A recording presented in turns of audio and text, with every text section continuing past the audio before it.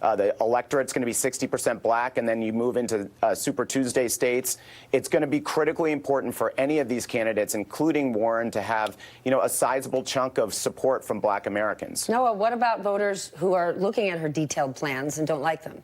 Well, I think that we're probably going to see more of that when her plans get a lot of scrutiny. I mean, God bless Elizabeth Warren for coming out with a policy-oriented campaign. We get to talk about issues rather than red meat. That's wonderful. The problem with her big ideas is a lot of them are awful.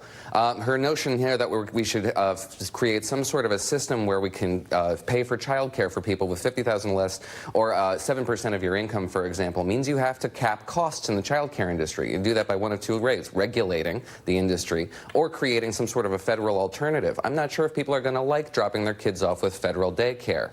This transfer of wealth from forgiving debt for people who are currently in college would amount to the largest transfer of wealth to wealthy people in the history of the United States. And it does nothing to lower the cost of college. Not at all. It makes people who paid off their loans feel like suckers, sowing the seed for a populist backlash. Her wealth tax is frankly unconstitutional. It does not comport with Article 1 or Amendment 16, and no one's really dug into these issues. She talks about it on the trail a lot, but it has not received a lot of scrutiny, and it will in the coming days. Doug, is this why, when you look at the New York Times reporting, big New York donors, when asked about who they're most excited about in the Democratic ticket, it's Pete Buttigieg, Kamala Harris, and Joe Biden.